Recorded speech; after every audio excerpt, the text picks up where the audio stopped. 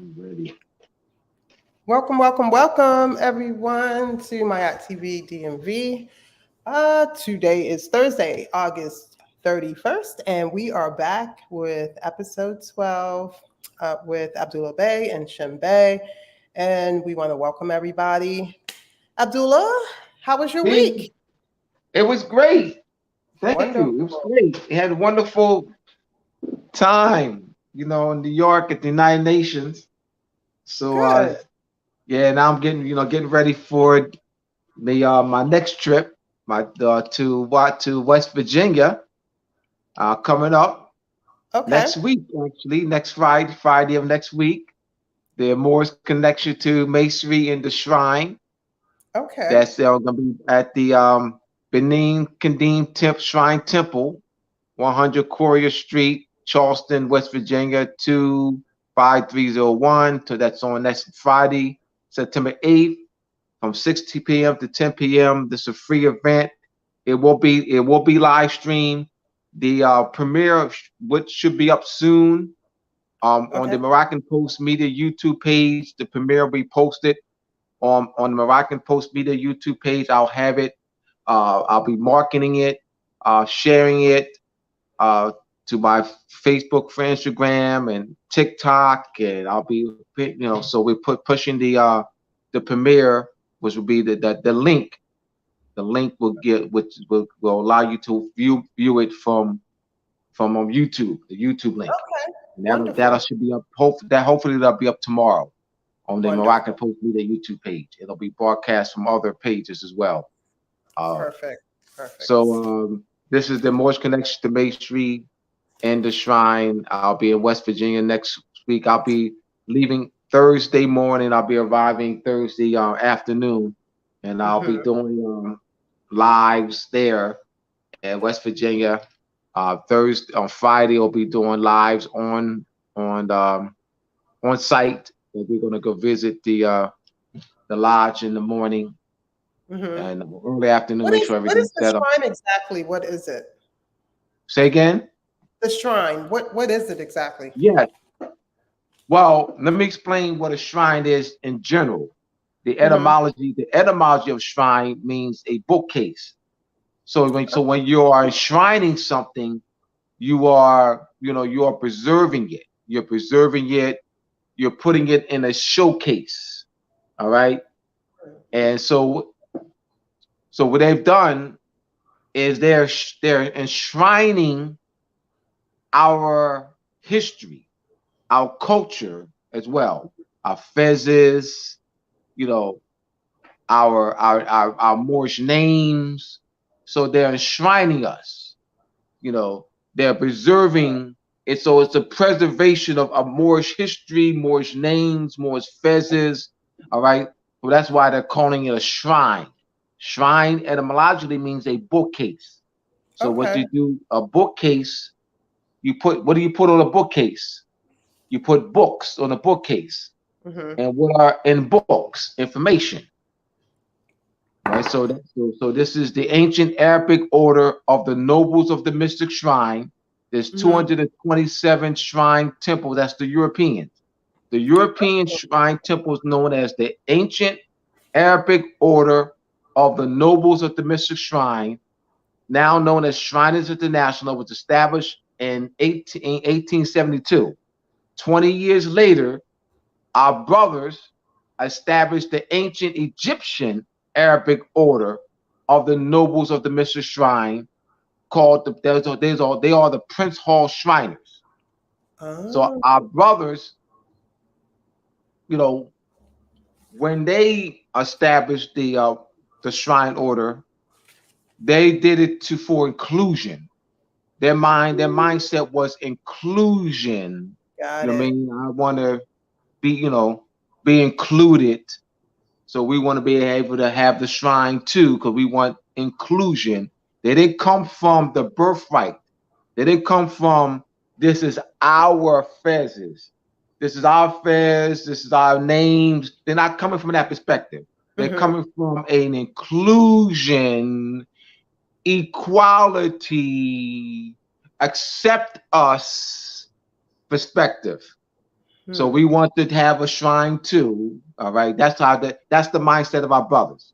Okay. So they're not, so I'll just be clear, the mindset of our brothers is not a birthright mindset. Our brothers do not identify with the feds like I do. They don't identify with the feds like I do. They wear the feds too. They wear the feds, the Shriners. Okay. The Shriners wear the feds. Yes, they do. They wear it like I wear it. But they don't wear it with the same mindset that I wear it. I wear it because it's our birthright. They wear it because they belong. I'm explaining this. I'm gonna explain this next week when I do my presentation. All right. They wear it from the mindset of, I'm a Shriner. You know what I mean? And they use the title noble, but they don't use the title noble like I use it. They use the title noble because they use it from a constructive meaning. The Europeans stole our title noble and created a constructive meaning to mean an officer of the shrine. A noble is a hereditary title. So you got construction going on. So once again, our brothers don't identify with the names, the Moorish names. They don't identify with the Moorish fez. They don't identify with the Moorish, the apron, the regalia, the turban from a birthright cultural perspective. There's no cultural connection knowledge. It's a club. It's a club perspective.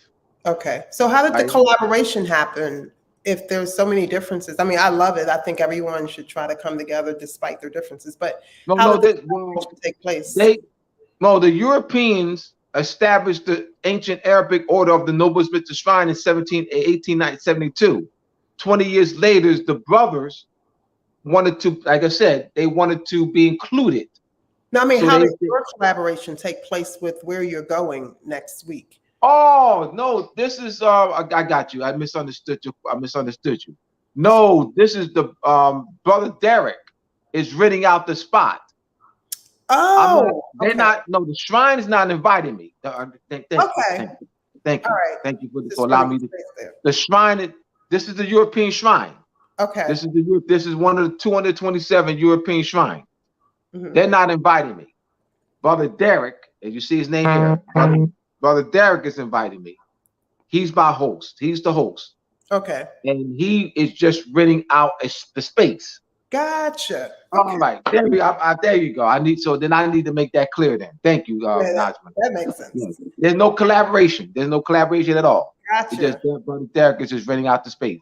And we wanted to have it here. You say, well, some people will say in the chat, well, won't you support your own, Abdullah, and why don't you rent out a spot owned by our own?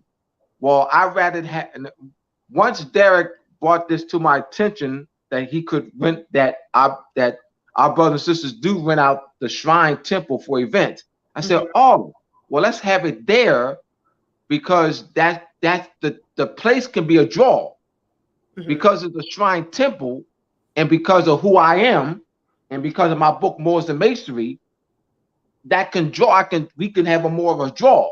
Okay. So I said I would rather have it there, and then so what I did was I included the title shrine, the Moorish connection to Masonry. Okay, right. It's an older title that I did in 2013. The Moorish connection to Masonry is what I did at a King Solomon Grand Lodge in 2013. So since we're going to have the shrine building, I said, well, I'm going to include the title shrine in it. And we're going to have a draw because this is a very popular title. And I've been rocking this. I've been rocking, Moors and Masonry title for years. So I'm known for this. Wonderful. Well, shout out to you for that. Keep us posted. We're definitely going to continue to. Yes, definitely. Like I said, the premiere should be up on the Rockin' Post Media YouTube page tomorrow or the next day or two. Okay. So, how was your youth leadership last week in New York? Yes, it was wonderful. We have some photos to show you. We have We have here. This is that's once again the report on the Youth Leader Tour, Mm-hmm. the second annual Ambassadors Bay United Nations Youth Leader Tour 2023, held on Friday, August 25th, 2023 at the United Nations, sponsored by African Middle East Economic Sustainability Alliance, AMISA. AMISA project by the AMISA project by the International Human Rights Commission, or that's one of the sponsors. Commission USA regional, which is the HIHRC. The purpose of the International Human Rights Commission USA regional is to address the human rights offenses against our people. If you want to, AMISA's website is up here, www.ameesaus.org, and the International Human Rights Commission's website you see up here. Yes. All right, and then if you want to send donations, send to the Cash App AMISA. So let's stay up there. Let's stay up there for about a minute so people can get that information. Take snapshot of this, y'all. Support AMISA. I'm going to give a report on the youth tour. We have pictures to show you. Right, so take a snapshot of this, everyone. Go to the website, go to both websites, and learn more about AMISA and the International Human Rights Commission. All right. Okay, let's look at some of the photos. I guess you can explain the. Yeah. So this is. One second. I'll go to the beginning. Mm-hmm. Now they were giving us. We were given a tour. Mm-hmm. And they were presented. That's to stop right there. This is Ambassador Bay. This is Nakeem. I've known Nakeem for 29 years. Nakeem? Nakeem. Nakiim. Okay. Not Nakeem Bay. I've known him for 29 years. And he's been Moorish conscious before me. He was, he got a couple years on me. Okay. So he's this is the ambassador. He's the ambassador. All right. So Ambassador Bay's tour, and this is the Ambassador Bay, Brother Nakeem. And this is we're on the tour, and we are in one of the General Assembly. When the this was they actually had we actually were able to walk through the General Assembly room where they were in session. They were in session, and we were able just to walk right through real quick. You can take pictures. You can take pictures of them being in session. All right. So these are the youth that were on the tour. Okay.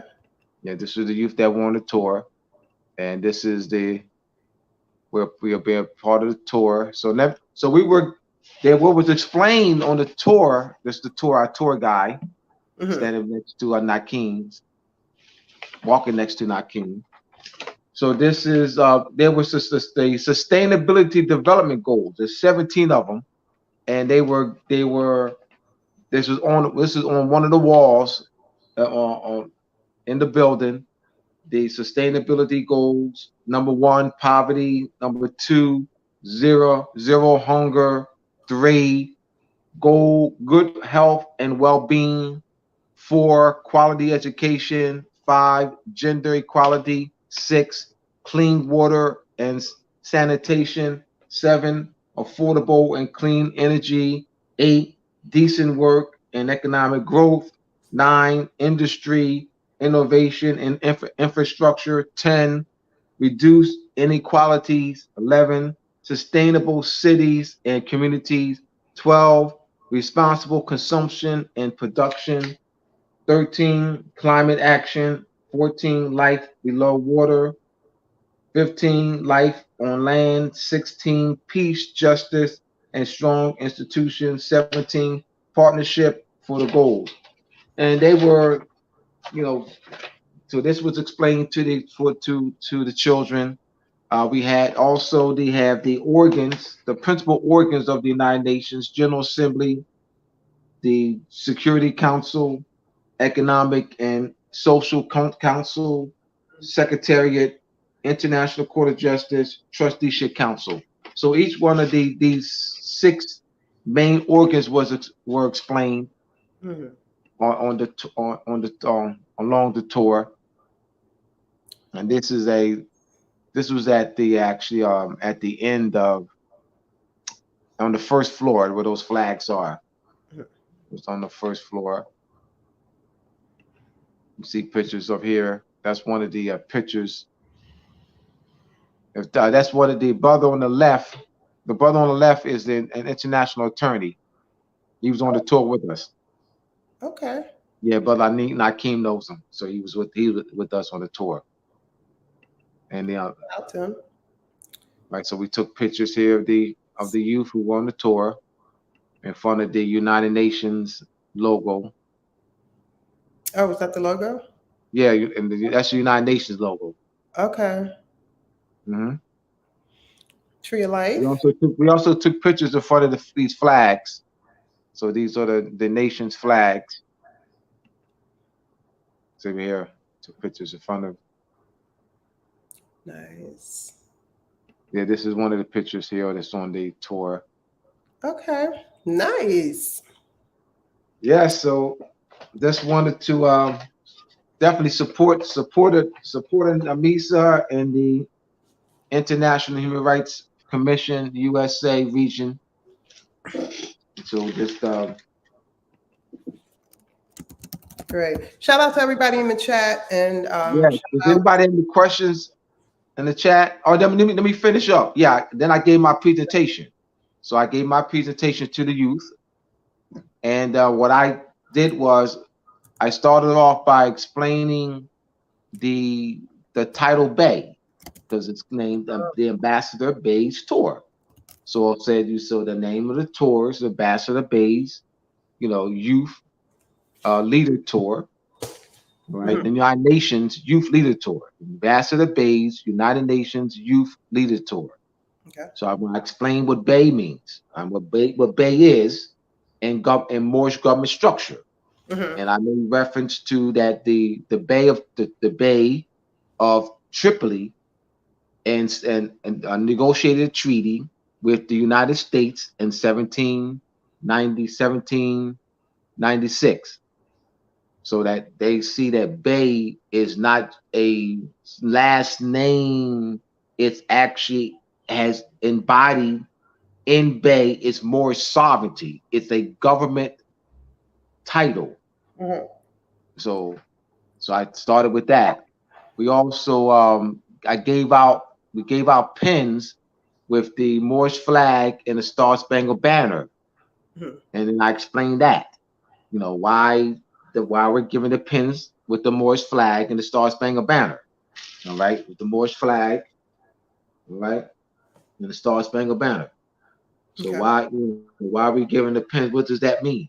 All right. So I went into the treaty, the extensive diplomatic relations between the United States and Morocco, the treaty of peace and friendship between His Imperial Majesty and the United States, signed by Muhammad ibn Abdullah, September and June 1786. Also mentioned Samuel Huntington. Samuel Huntington wrote a letter to Muhammad ibn Abdullah. Huntington was president of the Continental Congress in 1780. He wrote a letter in which Congress? Samuel Huntington. Oh, he was president of the United States Continental Congress. Okay. He was in 1780. He wrote a letter to Muhammad ibn Abdullah, Emperor of Morocco, requesting to enter into a treaty of amity and commerce. So this is 1780. Okay. So the treaty of peace and friendship was 8 to 10 years in the making, because it didn't just happen. So a lot of countries more than not aware of that. They start with 1786, which is, from their perspective, they're going to start with the date in which it was signed, not Abdullah Bey. That's not Abdullah Bey's perspective. Abdullah Bey's perspective is what led up to that. I always want to know what led up to the signing. What events led up to the signing, because nothing just happens where it's just signed. You know, so same with George Washington letter. When Tariq Bey gave me George Washington letter in 1993, my mind, what led up to the letter? I wanted to know that this is the making of Moors and Masonry. The making of Moors and Masonry is my wanting to know, to find out the events that led up to the George Washington letter. They dated this to Muhammad ibn Abdullah, dated December 1st, 1789. I also mentioned this on the tour to the children. So what I did was I placed us, the Moors, in historical context. I also mentioned to them that there are foundational conventions of the United Nations. I mentioned the Peace of Westphalia. The Peace of Westphalia that ended the 100-Year War. That's WESTPHALIA, Peace of Westphalia, that ended the 100-Year War. The conference was between 1644 to 1688. The modern definition of statehood, the definition of state has changed over a period of 400 years. The modern definition that's used in the United Nations for state was constructed at the at the Conference of Westphalia between 1644 to 1648. I explained this to the youth. All right, my point was to explain this to the youth, is that the United Nations Charter, that they're not just operating as a foundation on the United Nations Charter. There are preceding instruments, 300 years. There are well-settled principles, thousands of years. So the United Nations, the countries that are members of the United Nations, are standing on well-settled principles. So I mentioned the Peace of Westphalia. I mentioned the War of Spanish, the Treaty of Utrecht. The Treaty of Utrecht ended the War of Spanish Succession. The War of Spanish Succession was from 1701 to 1713. And then there are a series of treaties that came out of that, one of which is called the Treaty of Utrecht, Utrecht.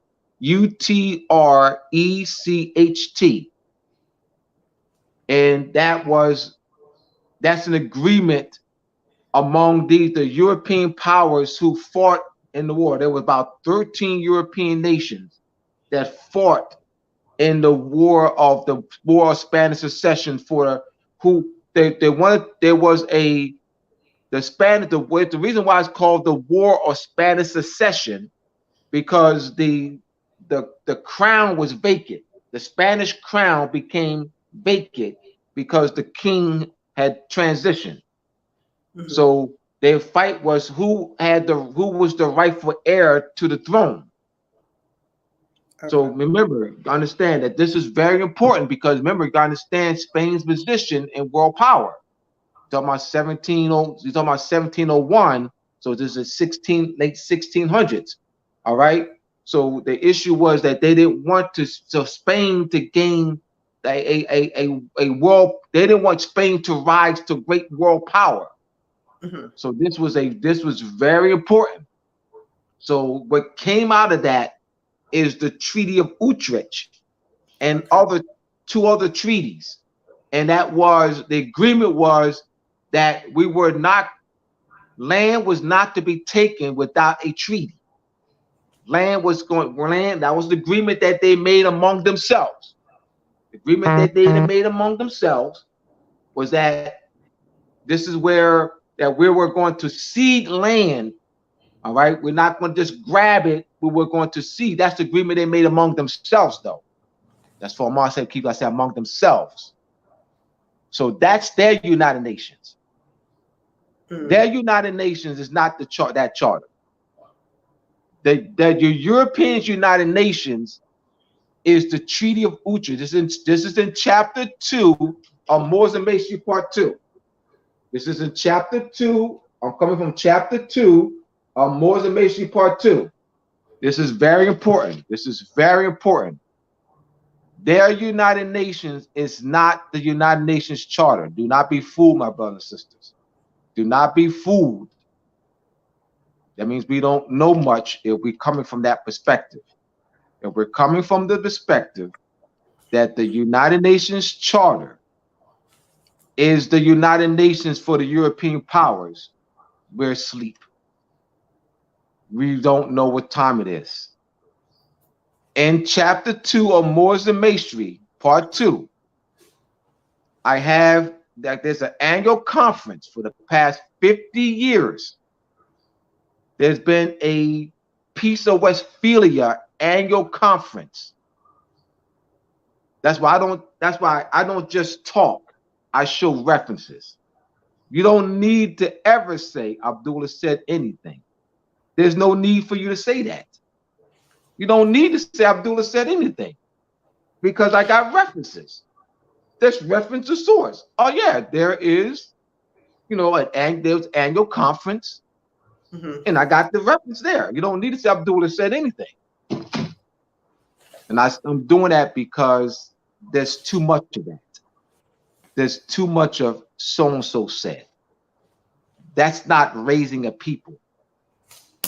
You cannot raise a people. They should walk away from saying the sources. Reference the sources. True.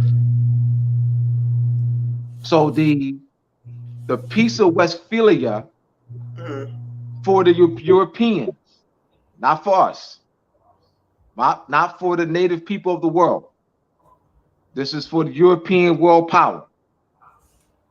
Their foundation of political unity is the Peace of Westphalia and the Treaty of Utrecht, and I think the Treaty of Utrecht, and there's two others that was part of that was in 1713 that ended the War of Spanish Succession, and this is what they operate on. They operate on this. These are three main ones. You have there's three. There's Dom diverses. There's three intercatera divinas. There's one in 1440, one in 1493. All right, the one in 1440 dealt with Portugal and Africa.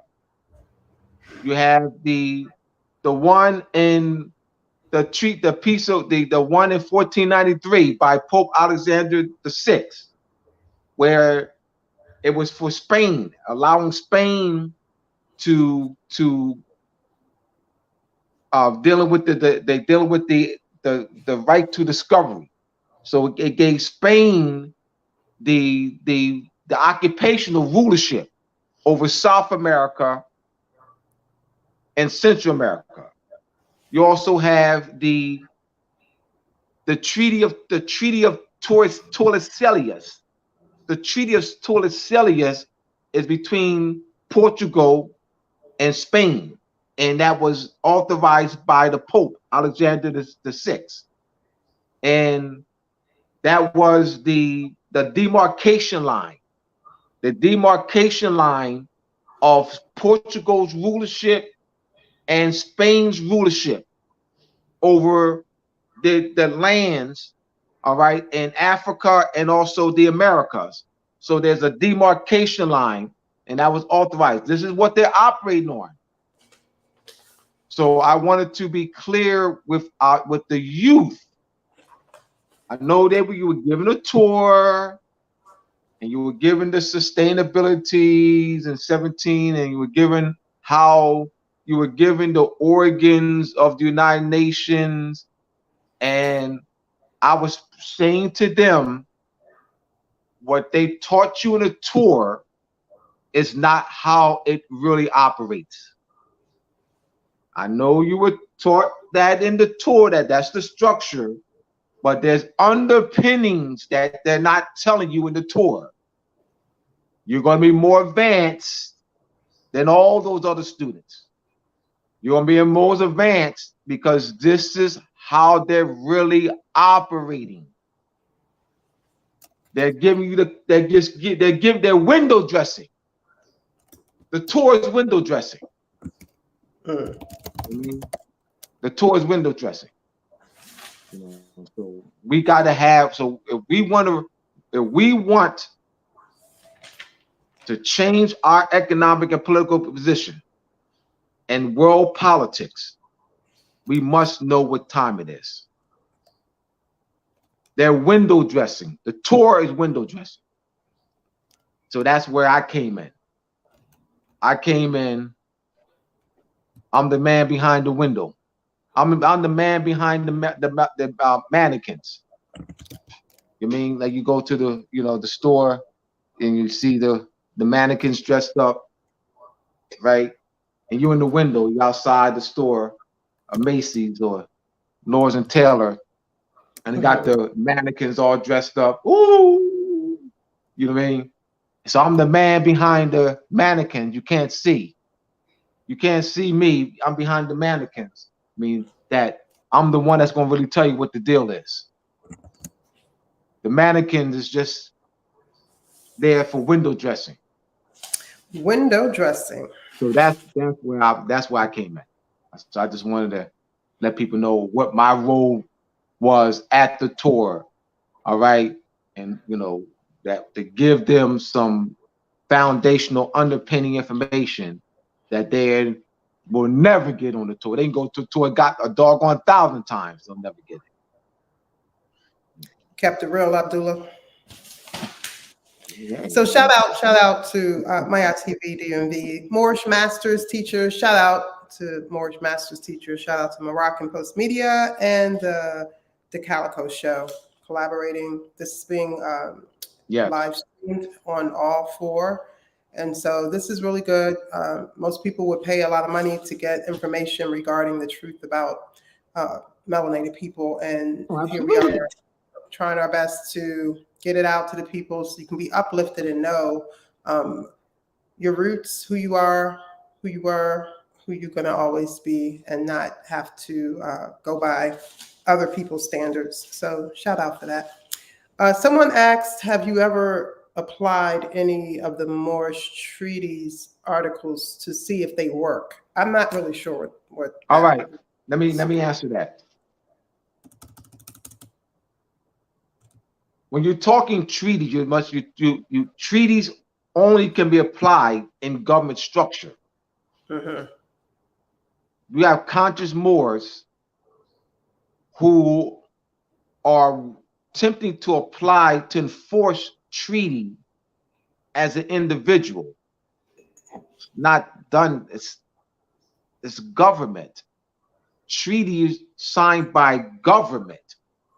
Treaties signed by beys and the Deys and the emperors through government structure. So you have to restore Moorish government structure. So treaties enforced through government structure. And you also, let me continue so they can, there are treaties. You have what's called self-executing treaty and non-self-executing treaties. So now I gotta teach now. So it's kind of hard for me because then I gotta teach because it's what they can understand. I can understand. You have self-executing treaties and non-self-executing treaties. Executing a non-self-executing treaty, which means that Congress has to ratify that, or there has to be legislation. There has to be legislation, or there could be in France's legislative body, England legislative body. A legislative body has to legislate enactments, laws for that treaty to be enforced. That's called non-self-executing treaties. You have self-executing treaties. They're executed on their face with their signing and ratification. That's self-executing treaties. Then you have treaties that calls for now we dealt with extraterritoriality consular jurisdiction.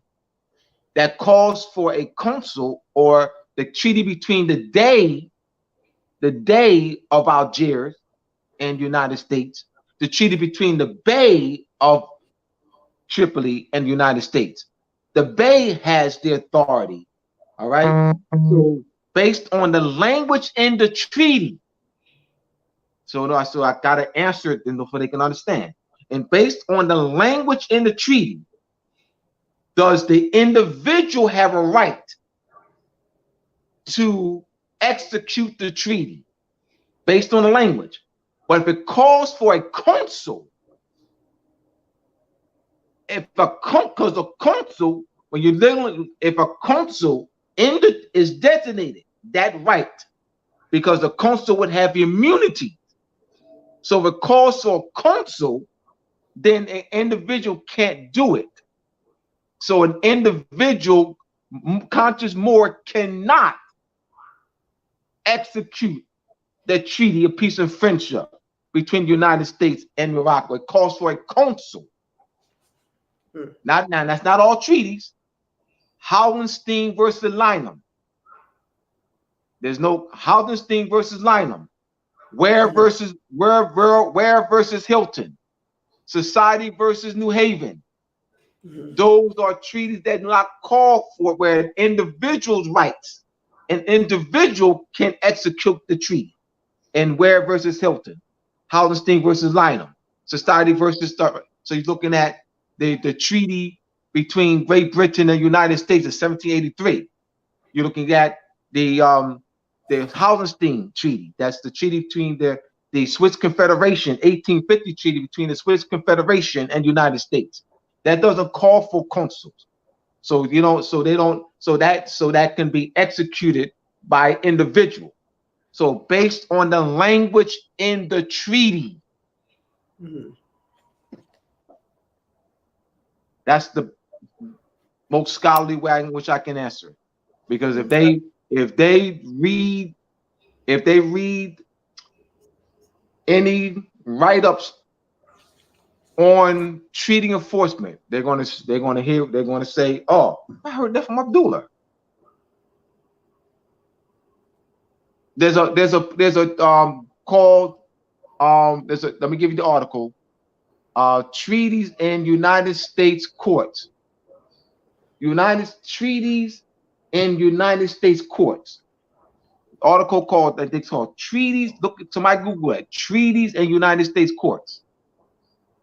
Something like that. I think it's executing treaties in United States courts. Something like that. Enforcing treaties, something of that nature. It'll come up. And you'll see that the writer's from Yale University. She does a wonderful job. She talks about self-executing treaties, non-self-executing treaties, treaties that call for individual rights there. All that's explained. She actually gives the classifications. It's excellent. Excellent piece of scholarship. Excellent. Another question. Is the Moroccan Empire also referred to as the Sharifian Empire? All right, let me explain. Yeah, Sharifian. All right. Sharifian is not the name of the empire. Sharifian is the name of the dynasty. Let me explain. It's not the name of the empire. You have dynasties. You have the Alouette Moorish dynasty. That's a house. Sharifian is a house. Sharifian is a royal house. House of Hanover.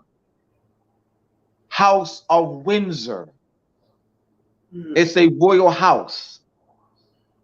So Sharifian is just one of the houses royal houses.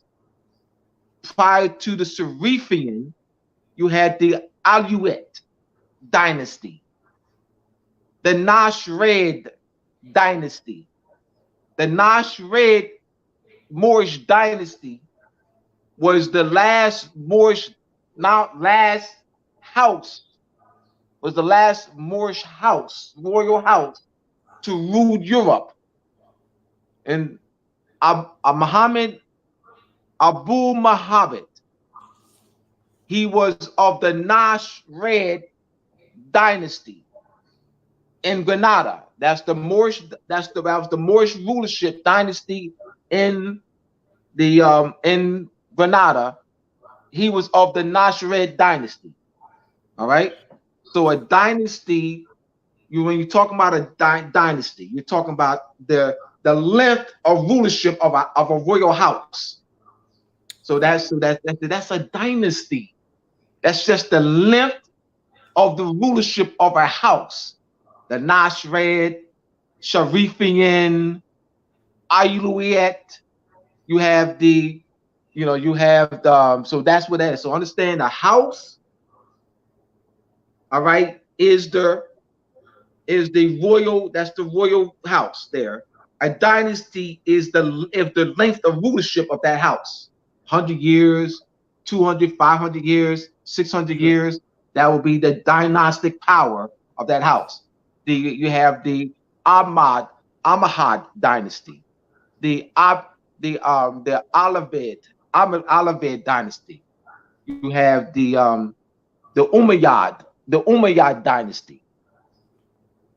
All right, and then in the Umayyad dynasty, you have your different emirs, emirates, and caliphats. All right, then you have the Almohad dynasty, emirs, caliphats, emirates, the Amarid dynasty, the Nashred dynasty, the Seraphian dynasty. All right, but it's still the Moroccan Empire. It's still the Moroccan Empire that had different houses and dynastic power. I hope I was able to explain that clearly. That's a very good question, and it's very important to know that, because that's because you're talking structure now. You're talking political structure. You're talking royal structure of houses and dynastic power. That's very important to know that, and because as you read, you're not confused, because you're going to see that.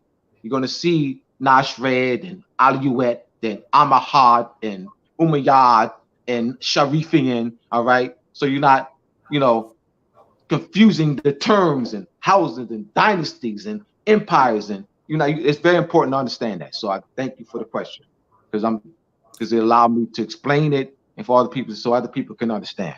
Thank you. Does the language questions are good. Jurisdiction? Say again. Someone asked in the chat, does the language of the treaties determine jurisdiction? Does the language of the treaties? Great question. Absolutely. Great question. Let's look at the etymology of word of jurisdiction. Juris means law. Dic means speech. So language does shape jurisdiction. So yes, the language does determine. Let's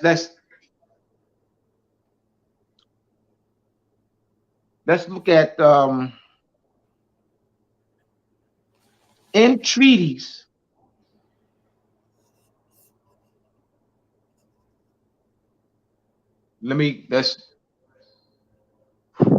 I'm trying not to jump ahead, but I'm going to probably have to jump ahead.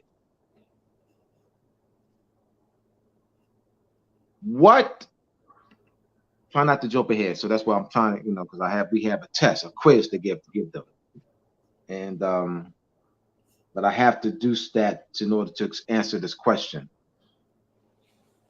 There is there are treaties that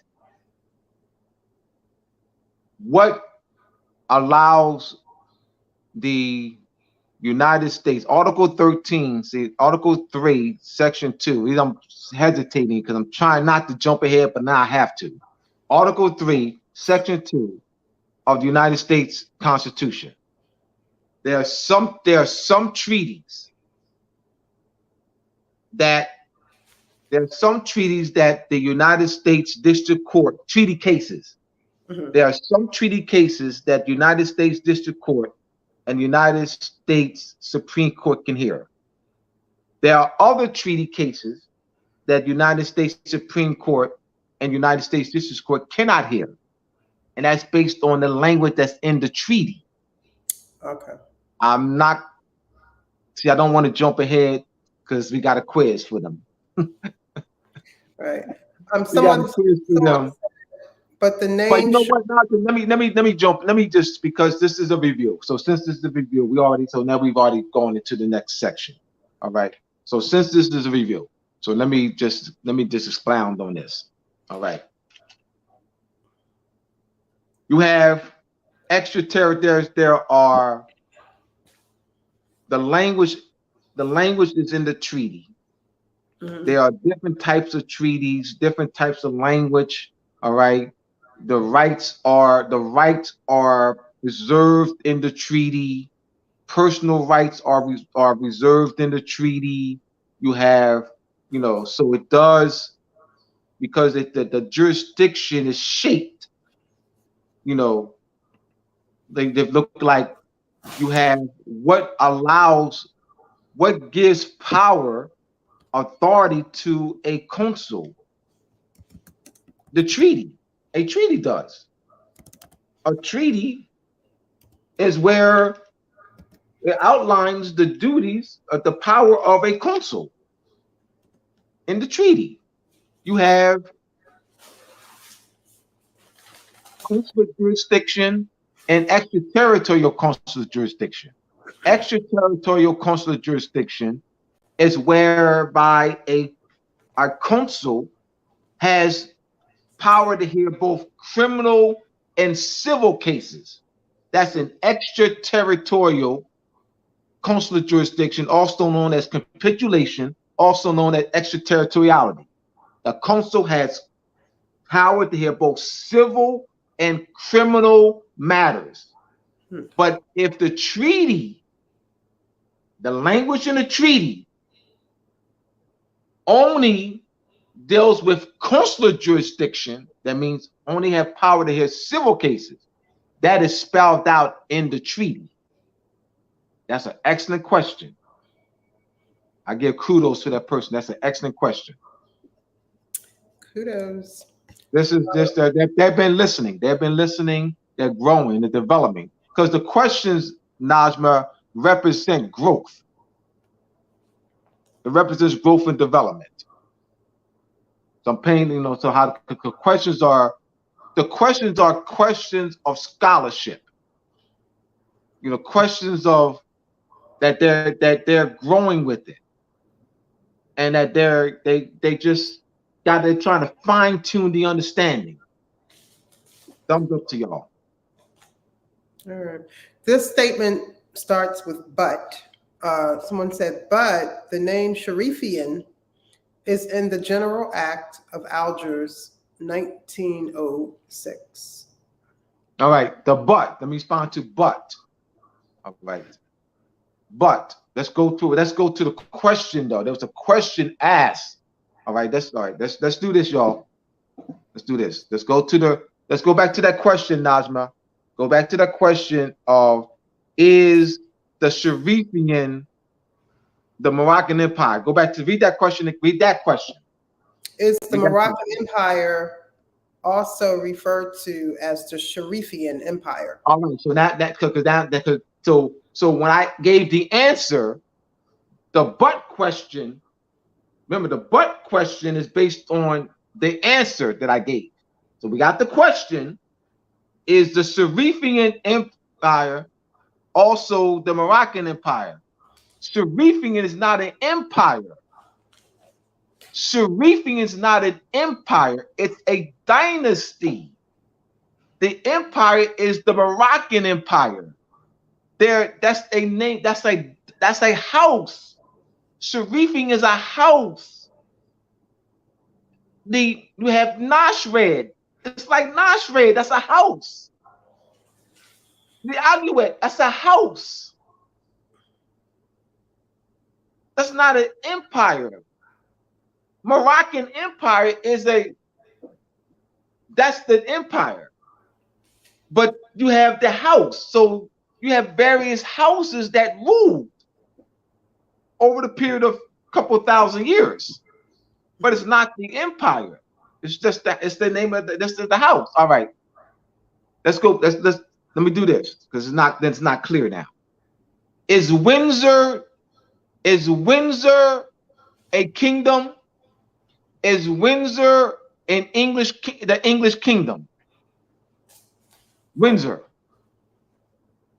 Is Hanover the English kingdom? The British kingdom? Is Hanover or no? This is the British crown. Hanover is just the house. Windsor, it's just the house. I mean, the crown remains. The crown power remains. And this not a house that takes over. And the same power. It's just another house. But it's not the kingdom. It's the same thing. Sharifian, Hanover. Hanover, Sharifian. Hanover, Windsor. It's same principle. Okay. I mean, there's no but. I mean, what's the but? I can't just say but because that's but. All right, that's grammatically speaking. But means what? All right. You're contradicting. I have a contradiction. So, well, then they have to tell me. They have to show me I'm in error. They have to show me. They have to show us. Right? That they have to show us that the Sharifian and empire mean the same thing. They have to show us that Sharifian and empire means the same thing. And then I could show them, they can look up for themselves, the different names of the dynasty names, Umayyad and the Amahad and Amarvad and the Nashred and the Aluet and the Sharifian. That's just one of the most modern. That's the most modern empire. I mean, most modern house. That's all. But it's not the empire. Sharifian and empire is not this, and Moroccan empire are not interchangeable. This is very important. Tell you what. I have names of list of dynastic powers in Moors and Masonry Part 1, as well as the Masonic Conference Square Book, Chapter 1. I'm going to have to tell you what. I need to do a future lesson on this, Najma. All right? Gnostic powers. Yes. Okay. I'll do the houses. I'll do various houses in France and England and the Netherlands. It has to be broad so they can really see, they can really understand, because there's a lack of knowledge on the understanding what a house is, a dynasty, an empire. There's a lack of knowledge there because they're interchanging, right? So I have to do a presentation on this. Okay. Someone said, Nasrid is the Red Kings of Nash Villa Mero district. They all have American Spanish names too, like El Chiquito. What has a name? American Spanish names? American Spanish names. They all have American Spanish names too, like Right. El Chiquito. What's the American name? Let's think. All right, let me stop there. Let's stop there.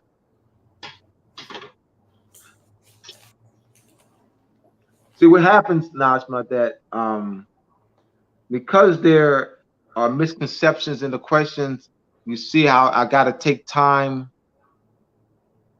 to explain. All right. What is American name?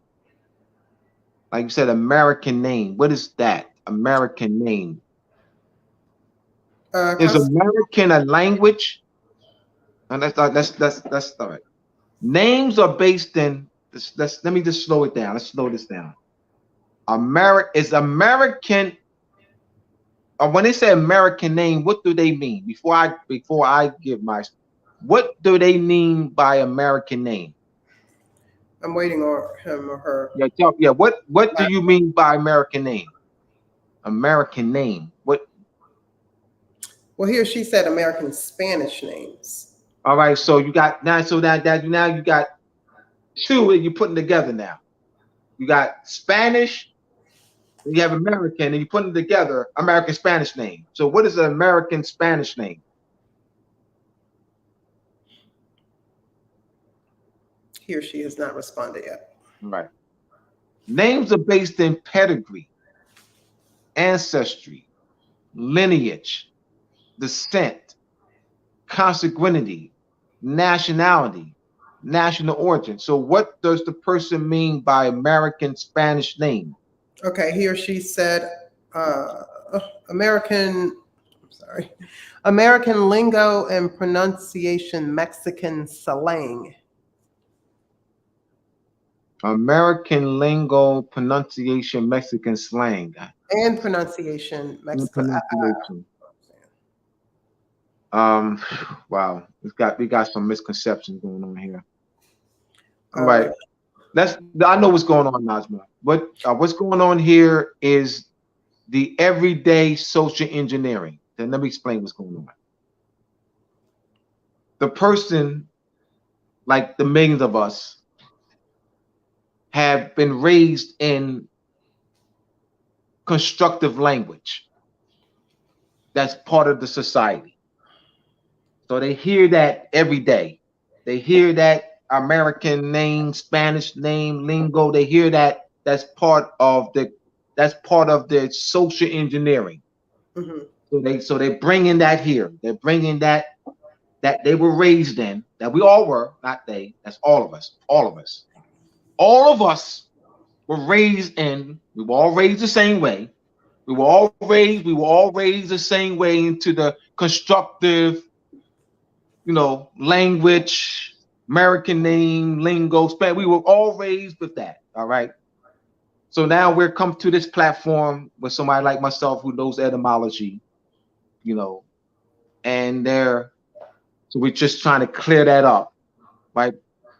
I know where the person's coming from. They're coming from how we were raised. I'm not gonna say they, because we were too. We all were raised the same way as that person. So we're not gonna exclude ourselves. So I'm not going to say that person. We were all raised in that social engineering mindset. We were all raised with that. All right, because it'll be unfair for me just to single that natural person out as if we weren't raised the same way we were, as far as the society. That's the social engineering. All right, but this platform is designed to clear those things up. All right. Okay.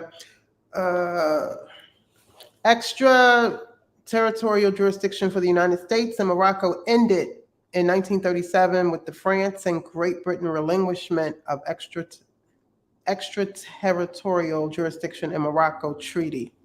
Could you hear me? What ended? What ended? Extraterritorial jurisdiction for the United States and Morocco ended. Yeah, that's in true. 1937. That's a fact. That's a fact. In that case, 1952. All right. Yes. In that case between in the International Court of Justice, yes, the United States lost the case. As a result, the United States had to repeal Title 22, Section Chapter 2, Sections 141, 40, and 142 and 43 of the United States Codes. Yes. Okay. Did the more dark Europeans from Europe name the term Indian to Indians? Did the British, the British, let's go back.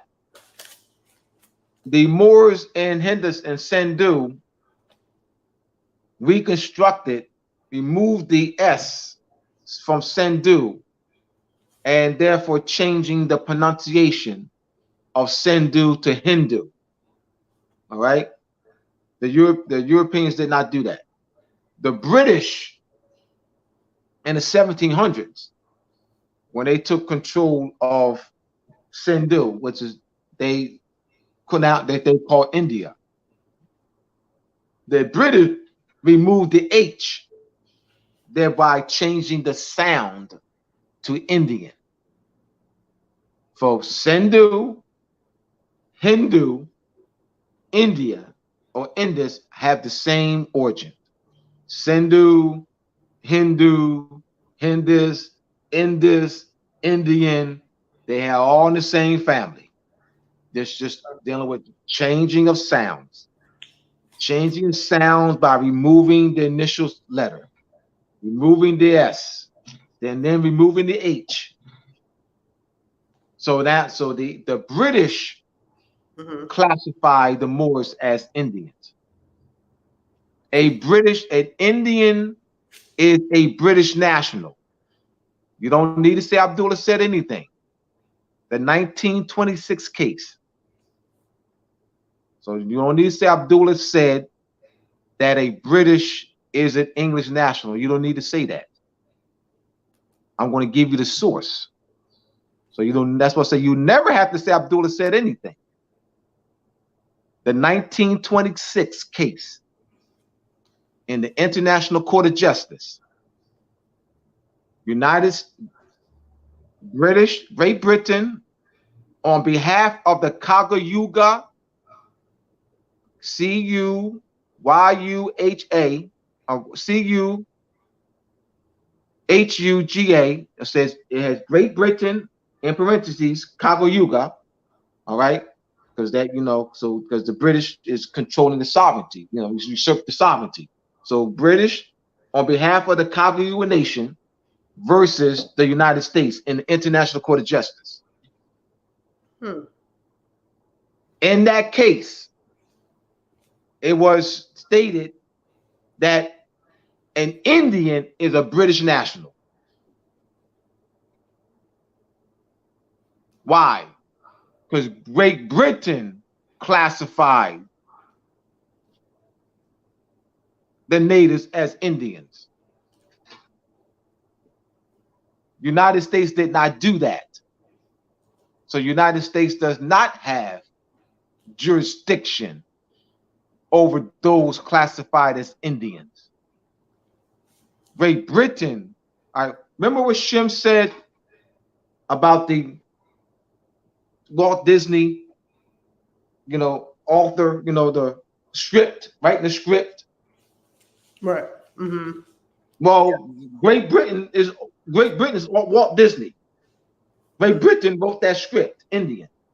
I mean, they transliterated. They removed the H from Hindus.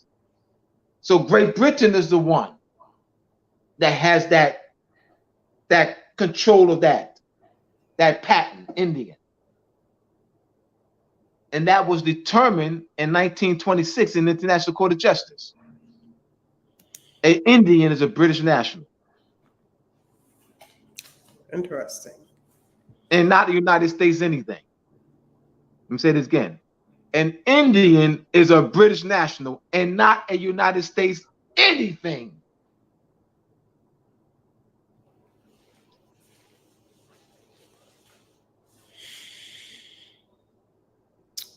Someone said it's just a matter of Great Britain just speaking up. That's all. It's just a matter of Great Britain speaking up. Oh. That's all it is. You say, well, Abdullah, you don't know what you're talking about. United States got the Indian All right, no, all right. Abdullah, you don't know what you're talking about. United States got their Bureau of Indian Affairs. I understand that. All right. Now, once Great Britain speaks up, I got you. Got that? Now, once Great Britain speaks up about her Indians, once Great Britain speaks up about her Indians, they're gonna go back to that 1926 case in the International Court of Justice. Is already a stare decisis case. An Indian is a British national.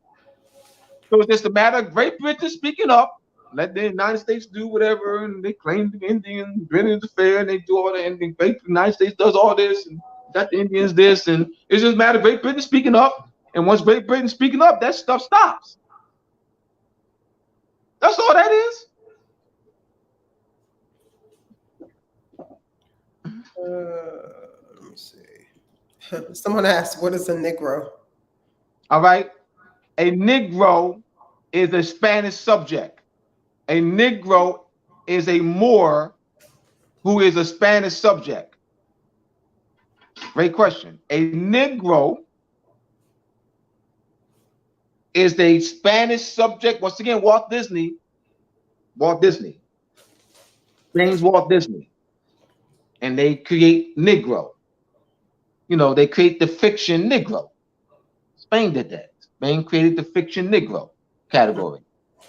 And then those who are placed in that category are Spanish subjects. I'm trying to break it down as simple as I can. I mean, that's what it is. Ain't the United States nothing. It's not United States anything. Because United States it's not a United States anything. The United States is not the one that Walt Disneyized it. They didn't Hollywood, like Spain did.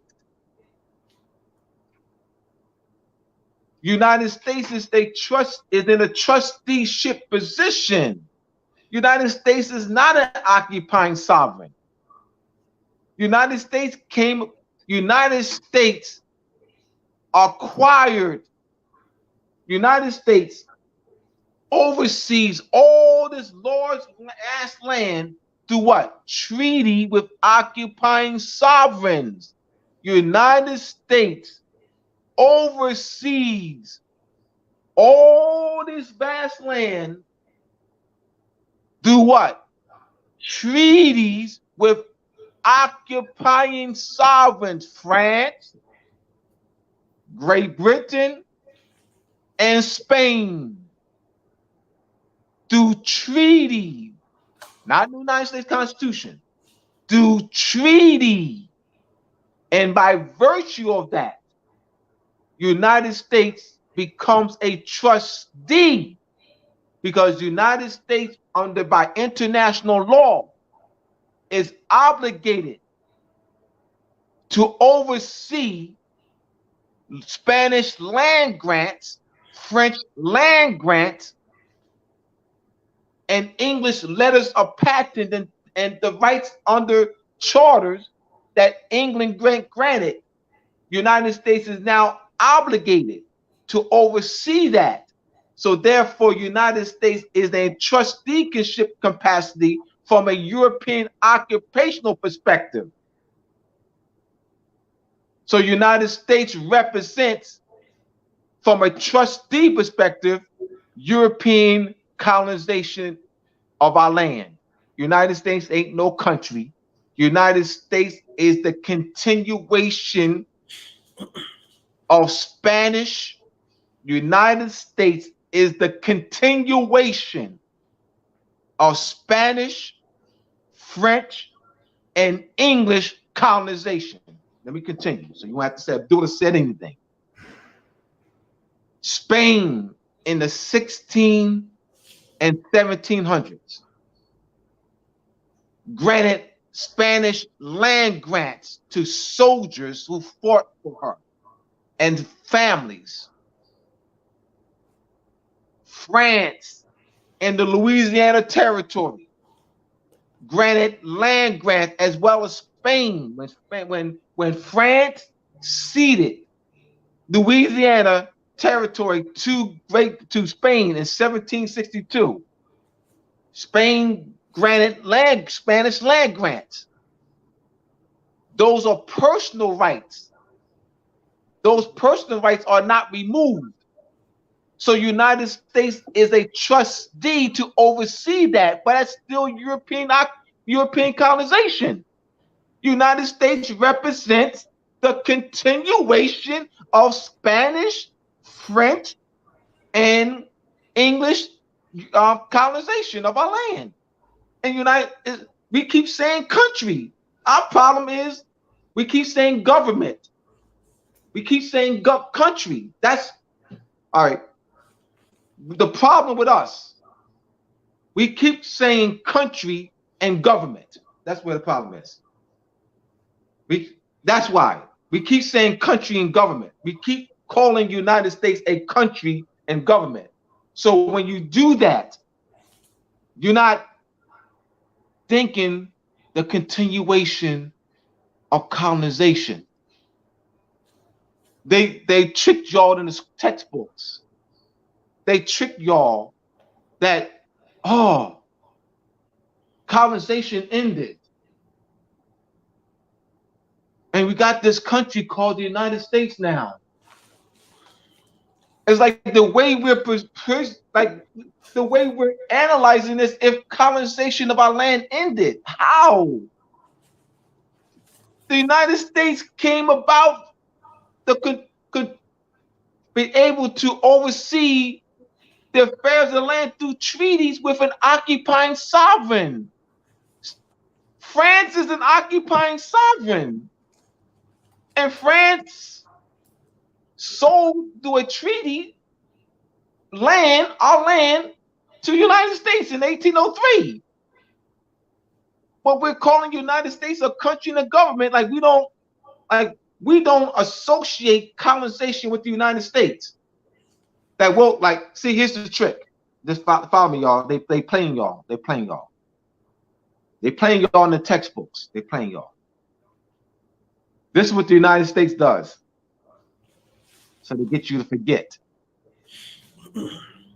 When they talk colonization now, like today, they're saying, yeah, see, back in colonial times, when Great Britain had those colonies. Back in colonial times, when Spain, and France, in colonial times, remember back in colonial times, right?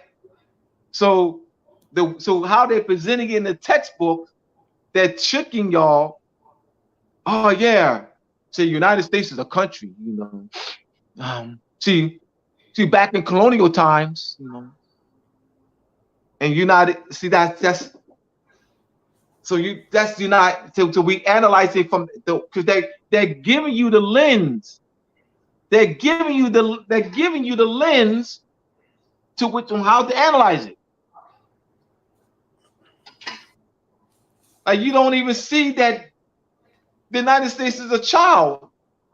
United States is the child or the trustee.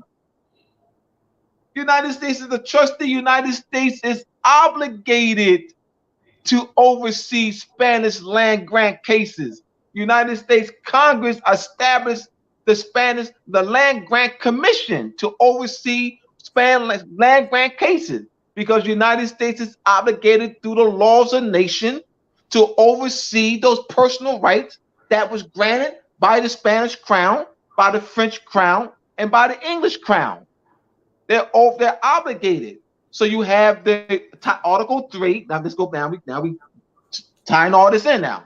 Article 3, Section 2 of the United States Constitution. Article 3, Section 2 of the United States Constitution has that section, a state and a foreign state. So you have here Society versus New Haven. Society versus New Haven. That is the Society of the Propagated Faith of the Gospel of the Propagated Faith versus New Haven, 1823. The society was chartered by the Crown.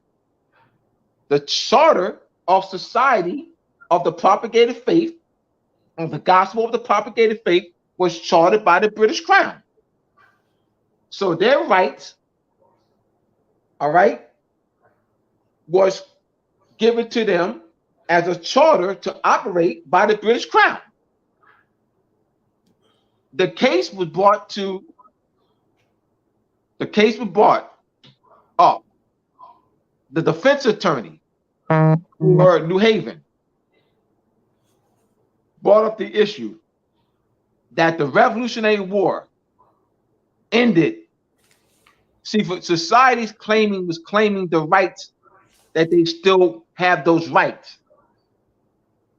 New Haven was claiming that you don't, that the war extinguished that, but war doesn't extinguish that.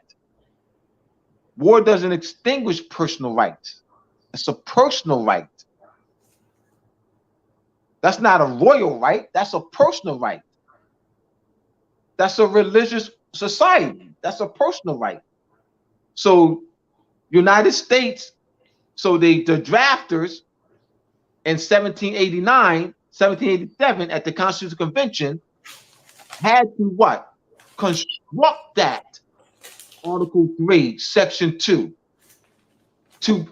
They had to construct and make a way for treaty cases to be heard in United States courts, because those are not extraterritoriality clauses. So Society versus New Haven is a treaty case and because the New Haven Society's rights is protected under the 1783 treaty between Great Britain and the United States. So the drafters, led by James Madison and Alexander Hamilton, who were very well schooled in international law, they led the way, and they understood treaty law. Alexander Hamilton represented 60 toy cases. Alexander Hamilton was a lawyer. He represented the other side. He represented, because he wants to make finance. These are, he's trying to make finance. So he took wealthy toy cases, because the toy cases land was, of course, it's our land. They was confiscated by the states. So Alexander Hamilton was well schooled in international law and treaty law and international affairs. So was James Madison. These were the two top. They wrote the Federalist Papers in 1788. Or the Federalist Papers were written before 1786 was when the Federalist Papers was drafted. There's 88 articles. They're called the Federalist Papers, written by James Madison and Alexander Hamilton. So that ties in. So let's go to the test. Let's go to the test. I filled this question. We're going right to the test now. The quiz. This is a quiz. All right, there's 11 questions, 8 on this page. All right, take a snapshot of this. Take a snapshot of this here. And we can review the answers next week. Next week or the week after? Oh, the week after. No class next week, because I'll be in West Virginia. Yes, the presentation. Yes. This is a review quiz for the 3-part series. I'm going to read all the questions. Okay.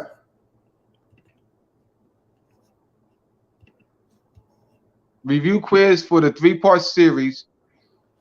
Do United States courts, supposed to be United States courts, plural, have the lawful treaty authority to hear mortgage cases? Do United States courts have the lawful treaty authority to hear? But that's those. We did that we did a 3-part series, part 1, 2, and 3. Question number 1 for the quiz. What clause in the United States Constitution establishes consular courts? 2. Why can some treaty cases be heard in the United States District Court and the United States Supreme Court? I just finished that. I just finished that. Number 3, that's why I was talking about jumping ahead. I was just being hesitant and like, how do I answer the jumping ahead? Number 3, why can some treaty cases not be heard in the United States District Court and the United States Supreme Court? What article and section in the United States Constitution express what types of cases can be heard in the United States courts? What does extraterritorial consular jurisdiction mean? What does capitulation mean? What does consular jurisdiction mean? What does consular jurisdiction mean? Do consuls derive their authority to hear cases for their respective? Oh, where do? I'm probably supposed to be where do. Number 8 is where do consuls? Where do consuls? So put that in there. When you take a snapshot of this, y'all, number 8, I apologize. Where do consuls derive their authority to hear cases for the respective country's nation? That's number 8. Number 9, in United States courts, are conscious Moors treated as though they are of a government foreign to the United States? Read this again. In United States courts, are conscious Moors treated as though they are of a government foreign to the United States? Number 10, when conscious Moors file Moorish nationality documents in the United States courts, are the Moorish nationality documents addressed as though the conscious Moors are part of a government foreign to the United States? 11, how are documents coming from a foreign government received and addressed by the United States and any other government? 12, what is the political function of nationality? These are great questions I came up with, y'all. Came up with these questions today. What is the political function of nationality? 13, I'm a Moor. What does this mean? What does this statement mean in international law? These are very great questions, and these questions I want to tip my fez and up my turban to Shem Malachi Bey, because of him is why I'm able to generate questions of this level. Studying with him for 4.5 years and working with him for 4.5 years. Shout out to Shem. Because it cleared up my misconceptions. Because I was not on this level. I was not on this level of understanding 5 years ago.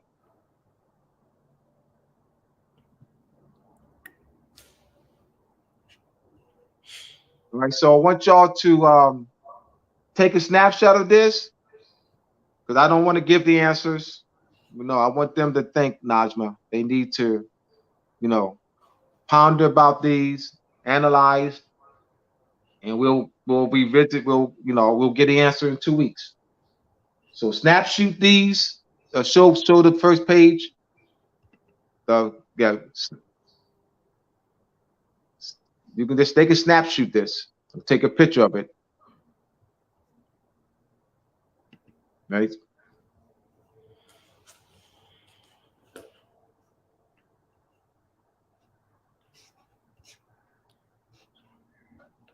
Now these are some great questions here, because this is because we got these questions are designed to clear. Some of these questions are designed to address misconceptions. There's another but statement when you're ready. All right, another but statement. I love them. Come on with the buts. All right. But France relinquished jurisdiction in 1937, so all European powers are illegally occupying the land territory of the Empire of Morocco. Well, France. All right. Let's back up. France is not the one that, from a European occupational perspective, France is not the one that has the authority to grant discovery rights to other European powers. Because that question, Najma, implies that France is the European occupational sovereign that has the ultimate sovereign, occupational sovereign power to grant other European occupational sovereigns authority on the discovery. The Pope is that. What they should say, Najma, all right, if the person had written, now that the Pope made a public declaration and apologized for the wrongdoings and that taking the lands from the native people were wrong, then they can say X, Y, and Z. But they say France. They didn't say the Pope. The Pope is the Don, not France. France. The France is under the Pope. France is under the Pope, Nazma. Huh?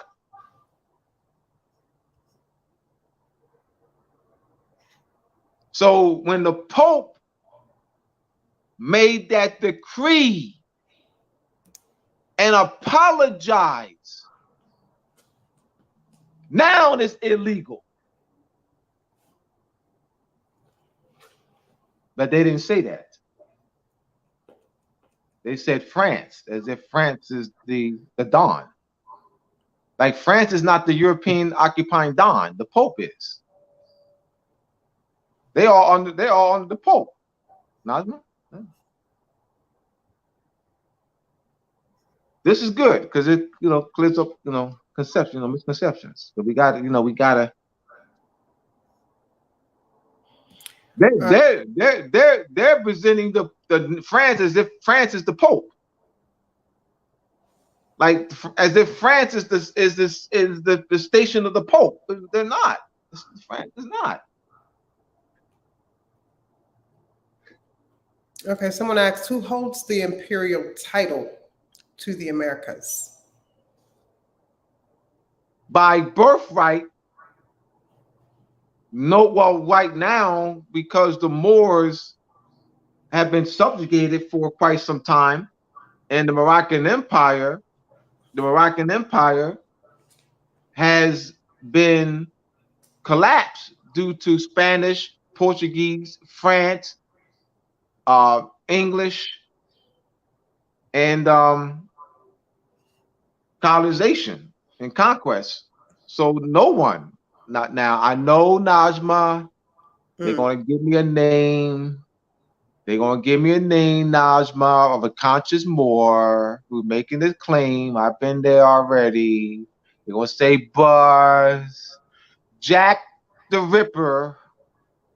Jack the Ripper said that he is the emperor of Morocco. I've been to Najma. We're gonna hear this nonsense. When hear this nonsense, Najma, they're gonna type it in. Somebody's gonna type it in the chat that Jack the Ripper, like conscious Moore, Jack the Ripper, that Happy the Clown, the Happy the Clown, claimed to be the emperor of Morocco. They're gonna type it in already. Najma, I've been Najma. They ain't Najma. There's nothing that they can say to me that I have not heard. There's nothing that they can say to me. They're gonna be Jack the Frost, Happy the Clown, Daffy Duck. You know what I mean? Whatever they want to, these conscious Moors want to call themselves. I'm the Emperor of Morocco, and Abdullah Bey ain't shit. And Abdullah Bey don't know what he's talking about, and I'm the Emperor of Morocco. And, all right, Najma, I already know.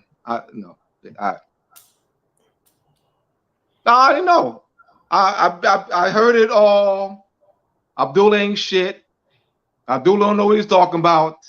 I'm the Emperor of Morocco. I hold the title. I'm the Emperor of Morocco.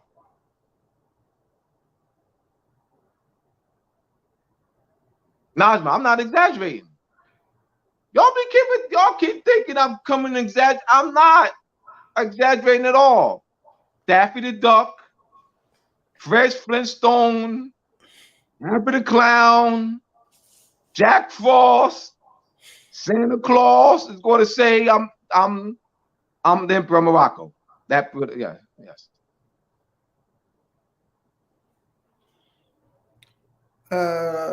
It's laughable.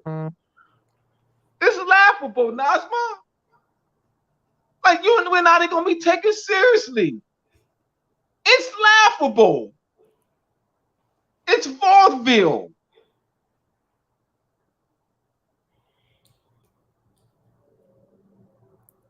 Okay, someone asked this twice, so I wasn't going to read it, but what is your thought about the new BRICS currency and how it may affect Moors? You're going to need Shem Malachi Bay for that. Okay. If I don't know something, I have no problem saying it. That's Shem's area. Okay. I'm not going to make something up. I'd rather not do that.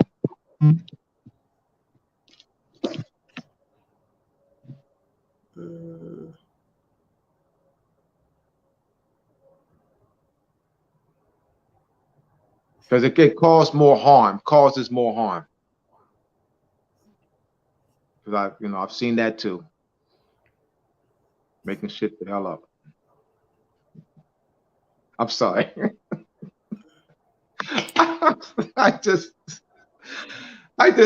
You know what? No, I apologize. I just get I said something. What? I'm not gonna repeat it. I said I've been there. People making stuff up and everything. So I mean, yeah. I get frustrated. That what you hear from me is frustration. Why? Because 30 years of observation of bull crap, of observing bull crap for 30 years. And so it's I ain't giving up. I mean, hey, I ain't dead yet. So I mean, yeah. So, but it's frustrating because you want the best. You want the best for the people. You want to move this thing along, and you got to deal with BS. You know what I mean? It's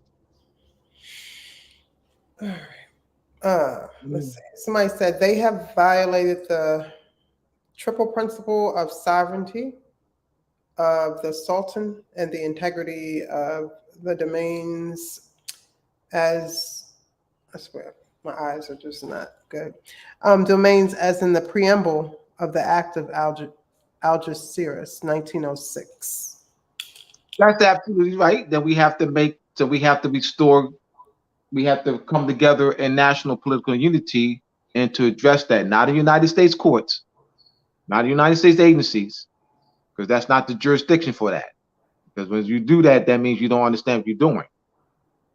Like you're going to address European occupation, European subjugation of our land, colonization in the United States courts. That's not, the United States courts does not have jurisdiction. Meaning, United States is occupying power. Like you can go to United States courts, that means we don't understand international law. We don't understand law when we talk about going to United States courts to address that. Mm-hmm. You say, look at these fools coming. They don't know Jack. Someone said, but because we are not under more. Where this butt coming from? Where people say what, man? What's up, man? Don't y'all know what butt means? But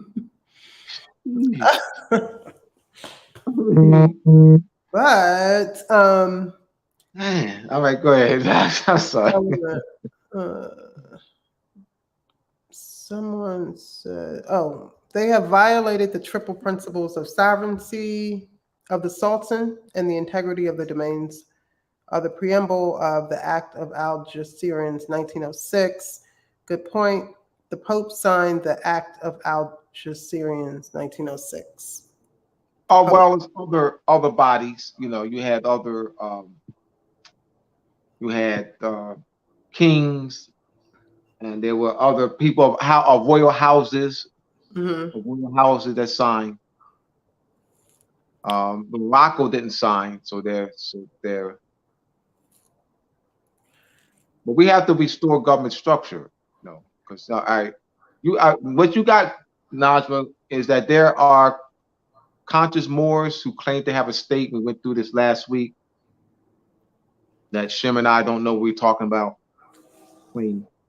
That you only need 5 people to establish a state, and they're claiming that they have that's quote unquote state that these conscious 5 or 3 or 2 happy to clown established, now have defined territorial sovereignty over whatever state that they're in. Like, it's laughable. And the reason why I'm coming like this and saying happy to clown and all that, because it's vaudeville. It's like, we're not going to be taken seriously. And then what happens is that then what they do affects us. Because they're going to think that we're coming like that. They're going to measure Happy the Clown, Red Flintstones, Daffy Duck. They're going to say, well, that's that Moorish stuff. So Abdullah and Shem is part of that Moorish stuff. Like, they're going to, and we ain't coming like that.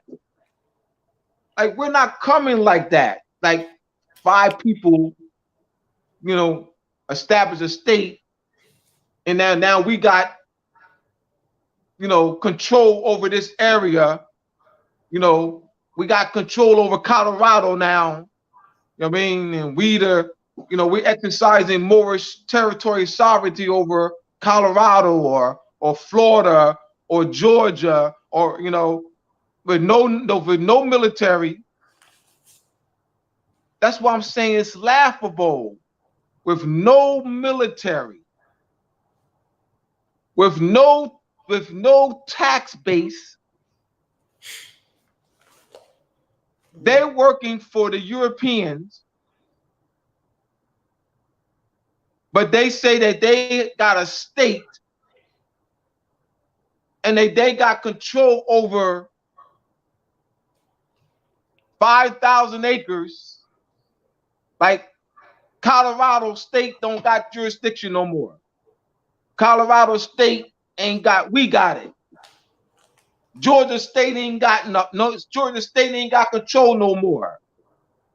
California State ain't got no control no more. Yeah, we got a state now. California State ain't got no control no more. Colorado State ain't got no control no more. Georgia State ain't got control no more. Yeah, we 5 of us. See, Najma, we sent paperwork to the, I'm not exaggerating. I know. I'm not exaggerating. Please, I'm not. We sent paperwork. We mailed paperwork. By the way, we use the United States Post Office. Shh, don't tell nobody.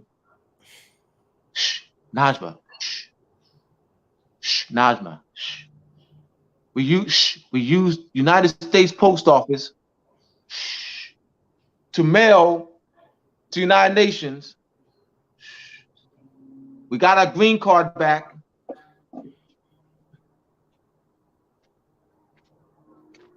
We got our green card back. See, Abdullah and Shem don't know what he's talking about. See, we a state. See, we use the United States Post Office to mail to the United Nations, and we got our green card back. See, now we got control. See, Georgia State ain't got control over shit no more. We do. I'm not exaggerating, y'all. And I'm saying, how are we going to be taken seriously? Like, really? How do you expect our people to take us seriously? I mean, it's laughable.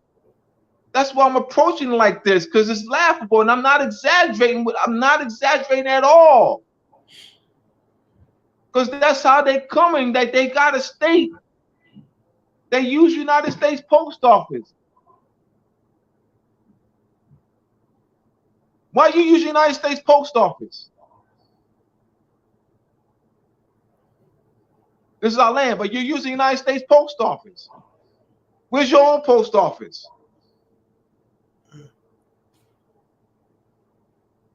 Why United States worker got to deliver the mail to you? Who delivered the green card? Where the green card come from? The United States Post Office. You went to United States Post Office. They got get a green card. You went to United States Post Office. You say you got a state. You went to United States Post Office. Put finance and United States Post Office. You use the Federal Reserve note that has United States name on there, and you put that in United States workers' hands. They stamped it and everything. Come on, stop playing the people.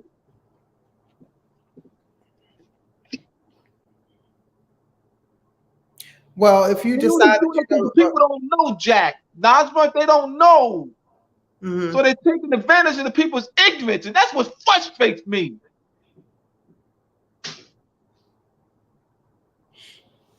The people are desperate, and they're taking advantage of people being desperate.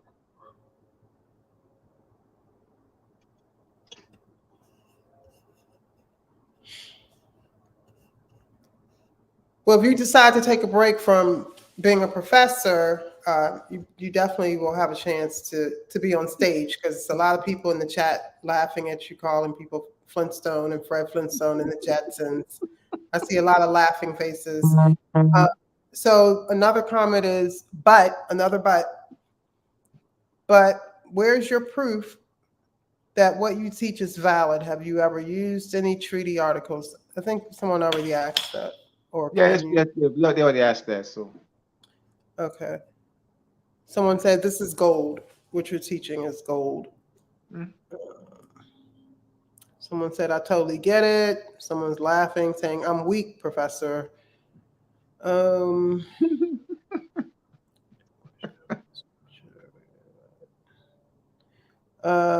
says the U.S. just tried to sell the Moors to China, but China rejected it under the term of selling of bonds, which is human trafficking. That's been going on for years. Human trafficking. That's not. They've been trafficking us for years. I mean, that's not new. I mean, it's been generations. We've been human trafficked. Been human trafficking us for generations. I mean, that's not. I mean, as if they're presenting something that's earth-shattering, information. That's not information. I mean, human trafficking on us for being on for generations. That's why they classified us as Spain classified us as Negro, Great Britain classified us as Indian. The French applied the Code Noir. France applied Code Noir in 1685 in the Caribbean, and Code Noir in the Louisiana Territory in 1724, what they call in English black codes. French Code Noir in French, English black codes, 1724 in the French territory. Like, so what's like that's why that's not new. France, Spain, Portugal. Like, China is the new kid on the block. Like, they mentioned in China as if it didn't happen before. Now it's like the way they're presenting it, if like it didn't exist before, is now no. So I'm glad they said that, because it got me tuned to that. Like, that's not a big deal of information, because it's been going on for generations. France, Spain, Portugal, the Dutch Republic, The Dutch East Indian Company, Dutch West Indian Company, England. I mean,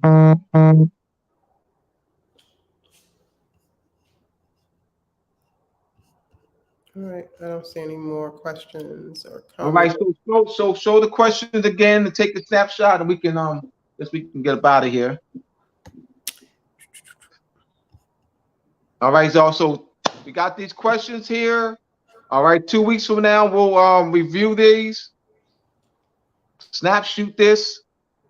The question 8 is where do? It's supposed to be where do consuls derived there. So where before the do. Where do consuls derive? That's question 8. Okay.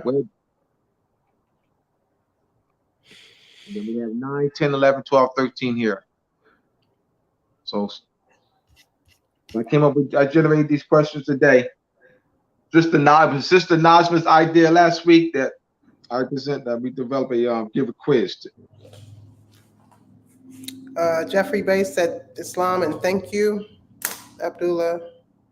Thank you, brother. Real quick, someone said I have a statement question. Mm-hmm.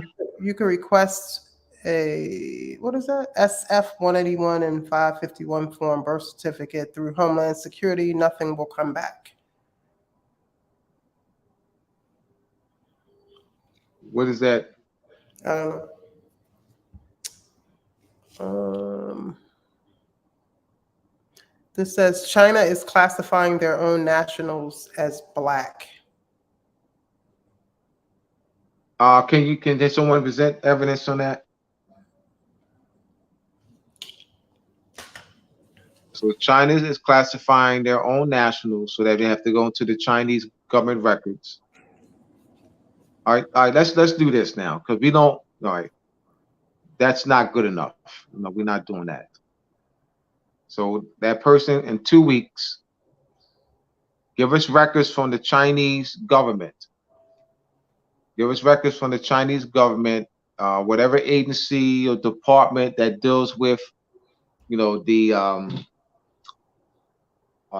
deals with citizenship, and then they have this classification or the census, the Chinese census, and show that in the Chinese census, the 2020 Chinese census or whatever, the last Chinese census, or so show that on any Chinese government forms in school. So that's what we want. I mean, I'm saying we gotta come like that, like just to make that statement. I mean, it's meaningless. It's meaningless. Just present the evidence. 1017. So well, maybe not the last. What do you think about what's happened in the political jurisdiction, Hawaii? All right, all right, so you say the political jurisdiction of Hawaii. So let me explain. To not say now. I need about 10 minutes. Let me do this. You have I'll write this down, y'all. I want y'all to take a sheet of paper in your notebook. We need 1, 2, 3. All right, we have the Hawaii, Kingdom Hawaii.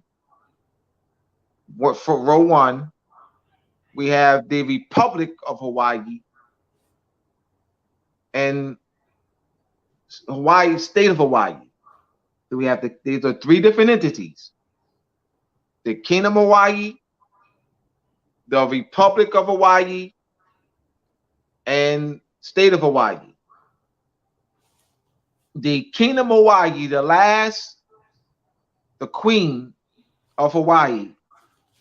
The Kingdom of Hawaii was invaded by the United States, and you have, I think it was Stanford Dole. Stanford Dole was a financier. He's of Dole Pineapple, and his son ran for president years ago. That's of the Dole, that Dole family. So Stanford Dole Sanford Dole was a financier, and he led the coup. So he had politicians in his back pocket, and he led the coup for the invasion of Hawaii. They wanted the pineapple field, and so since Sanford Dole can expand his industry. So Sanford Dole was part of the establishment of the Republic of Hawaii. Sanford Dole wanted a separate state, as in like a country. Like he wanted a separate state from the United States. All right. Mm-hmm. He wanted the Republic of Hawaii to be separate from the United States. He wanted the Republic of Hawaii to be like France and England, like a nation state. All right. So that's what I'm saying. That's why I gave you three. So you have the Kingdom of Hawaii, you have the Republic of Hawaii, established by Sanford Dole. All right. Then you have the state of Hawaii. The state of Hawaii is part of the Union of the United States. The 50th state, that's the state of Hawaii. So the Republic of Hawaii is not Hawaiian sovereignty. That's Sanford Dole. Like so he wanted a nation state like France and China. They have the state of Hawaii that became part of, because United States annexed Hawaii. They subjugated. You have subjugation followed by annexation. So we're talking international law. Subjugation followed by annexation. So the Kingdom of Hawaii, all right, is now annexed to United States. That's called annexation in international law. So that becomes part of the United States through annexation. So I have to first clear that up. So you need to know that first. You need to understand, so when you say Hawaii, you need to be clear on what you're saying. That's why I'm giving you the Kingdom of Hawaii, the Republic of Hawaii, and the state of Hawaii. So you need to be clear on when you say Hawaii, you need to be clear on what you're saying. So now what's the question?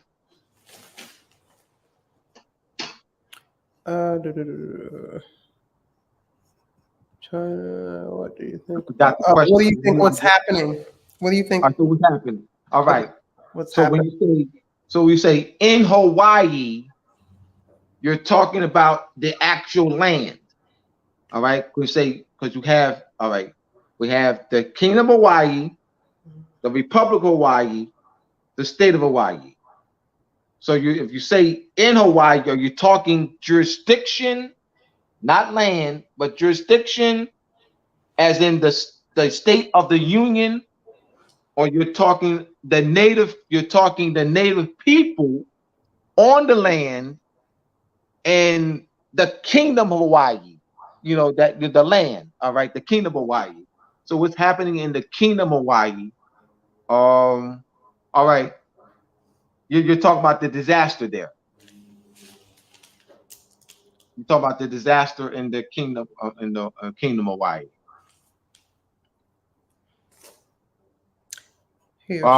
What is that? What are they trying to know there? Yes, he said. He or she said yes. They're talking about disaster. The disaster. I haven't followed that closely. I did initially, but haven't followed it over the past few days because I've been, very busy. I had to do the United Nations tour, the Abdullah Ambassador Bay's United Nations Youth Leader Tour. Right. All right. So that, and then I came back and prepared for, I got to prepare to go to West Virginia next week. So I haven't followed. I spoke with a friend of mine who was born in Hawaii, an elderly woman, and she told me that part where the catastrophe happened was a whaling port where they used to come there and take wells, and the wells is used for lamp oil and car guides and meat and fat, blubber, organs and baskets. And she said that during the late 16th to 19th century, it produced soap from the wells. And so that particular area is an ancient Oh, I didn't know that. whaling port, is what she told me. I didn't know that. So then that gives more information. You have more information than I have. That's good. Keep doing what you're doing, Abdullah, in the chat. Yeah, clearing up misconceptions. Yeah, that's right. Which is needed, man, because you see, you know, with Daffy Ducks and Happy the Clown and Fred Flintstones out there. Uh-oh. Robin Harris is back. Mm. All right. If there's no more questions, we're going to end here. I don't see anything else. Economic foreign have on dealings. You going to take one more question, Abdullah? Yeah, I'll take yes. Yeah, absolutely. How much influence does the World Economic Forum have on dealings in North America? Well, the United States at the conference that established the World Bank and it's called the World Bank.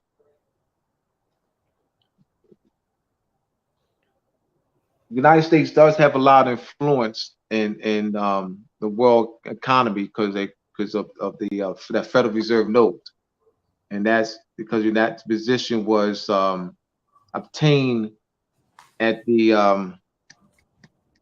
conference that established the World Bank and the International Monetary Fund.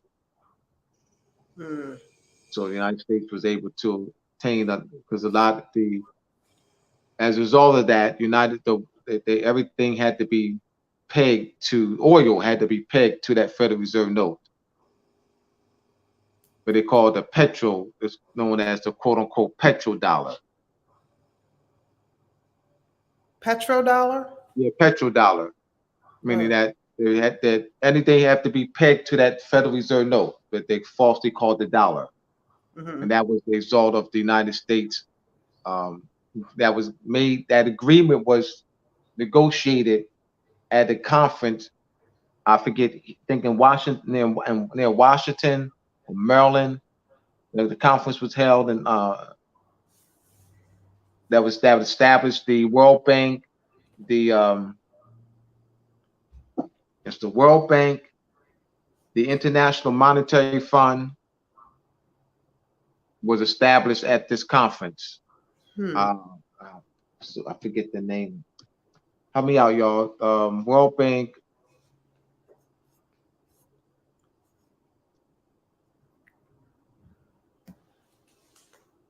The Bretton Woods. Thank you. Bretton Woods. The Bretton Woods Agreement. Bretton, Bretton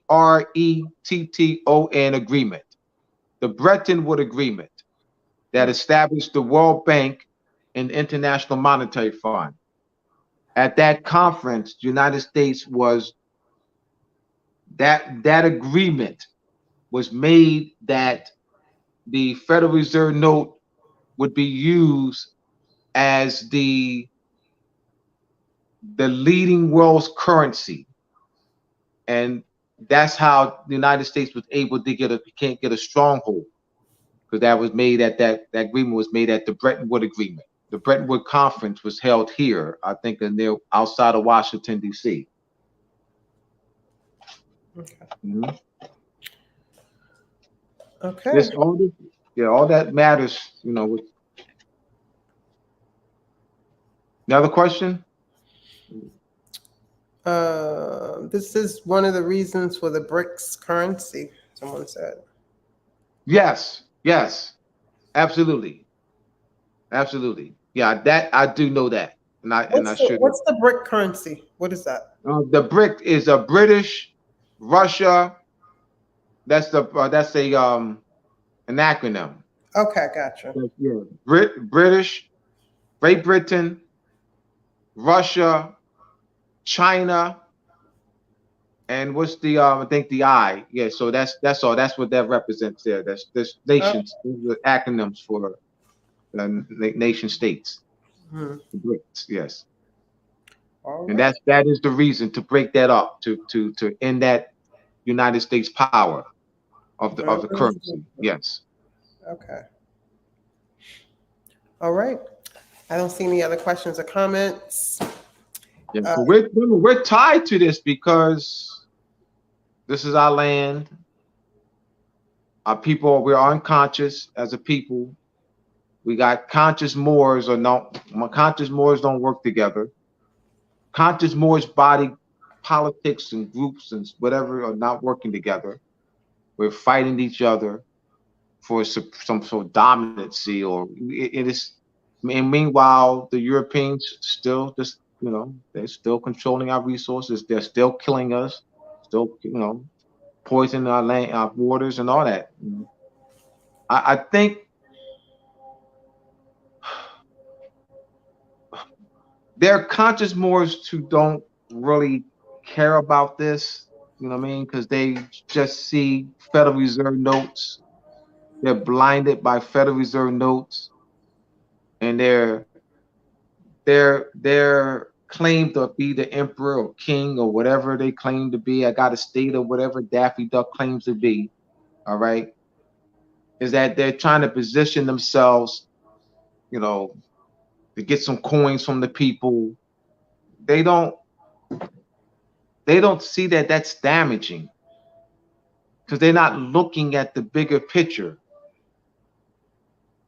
Like they're small minded. They're self centered, egotistical. They don't see the bigger picture. And meanwhile, the Europeans are just mowing us down, continue doing.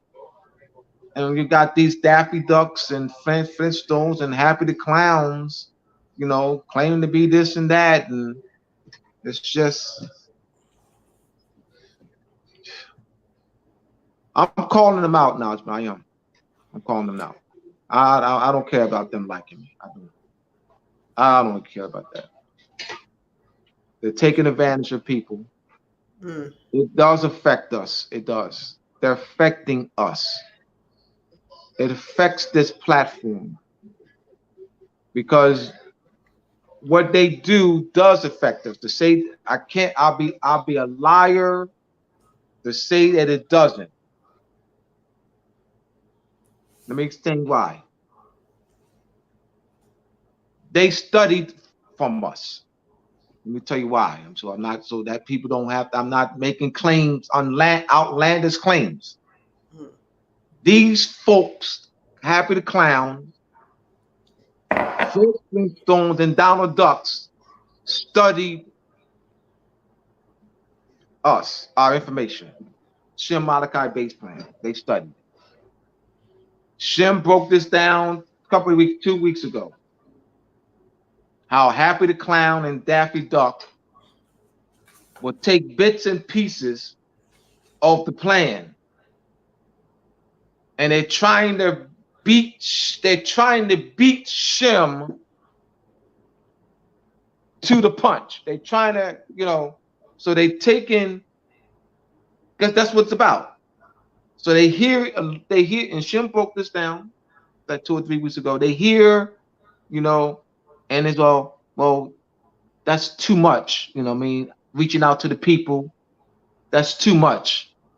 Yeah, Shem and Abdullah, they talking about educating and, reaching out to the people and networking and, that's too much. You know what I mean? So they come up with their little, now you don't need to do all that. And they're trying to, so they come up with a plan to generate some finance real quick. You know what I mean? You only need 5 people. They just make something up. Forget about what's already been established. A defined territory, a permanent population, and so when I talk to them, which they'll dismiss No, you don't need that. Like I'll come from that. I'll come from the Montevideo Convention, Acts of Duties of State. I'll come from that, and they'll dismiss what I'm saying, and then it's even been claimed. Why did I put Shem's name on the plan? Shem's name was not on the plan. So hear me out. That was not Shem's doing. So hear me out. That was not Shem's doing. The Shem Malachi base plan, that name that's in my book, chapter 8, that was not Shem's doing. So Shem never put his name on the plan. Why did I decide to do that?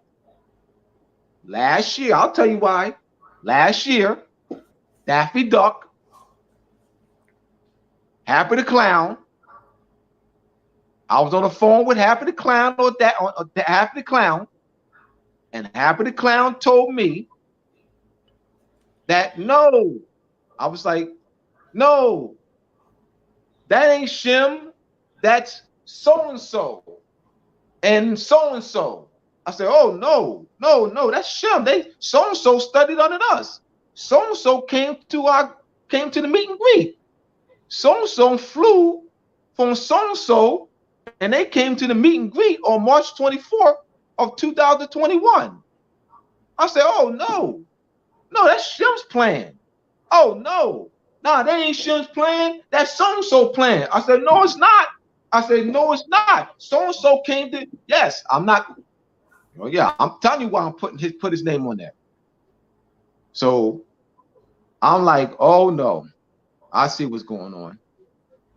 So I had already planned to have the structure in the book in the first place.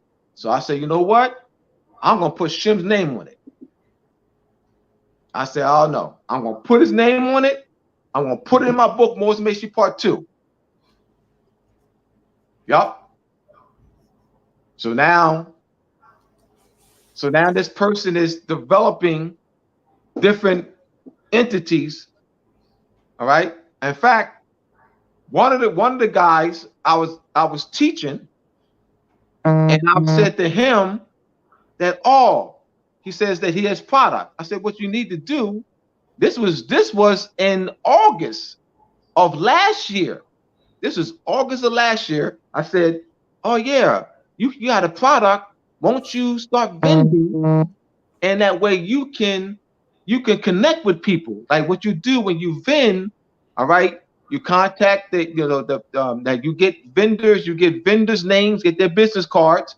You go to the events. So I'm teaching them how to build a population, the connection, because he didn't have any connection. So this is how you build connections, and build relationships, and so forth, right? So they got to him. Oh no, Abdullah ain't shit. Abdullah ain't shit. Abdullah know what he's talking about. No, you don't need to do all that. Man, you don't need to do all that, man. You don't need to develop no rapport and network with the people and all that. Abdullah ain't shit, man. Nah, man. You don't need to do all that, right? Yeah, you don't need 3 or 5 people for a state, man. I'm not exaggerating, y'all. Please, I'm not exaggerating, y'all.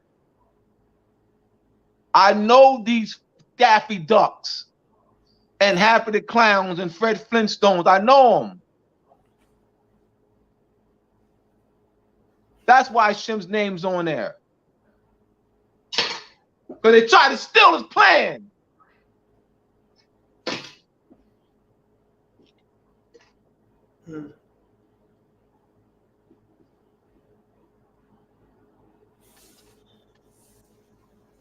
Out in there. Have a safe trip. Be safe in your travels.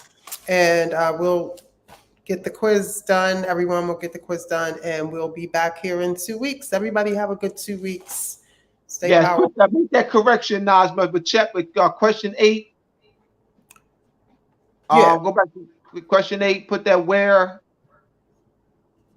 Where do. Yeah, put where in front of do. Okay, make sure everybody changes number 8 to where do. Yeah, put where do. Councils, yes. I apologize. It's okay. All right. Peace, light, and love, everyone. My TV DMV.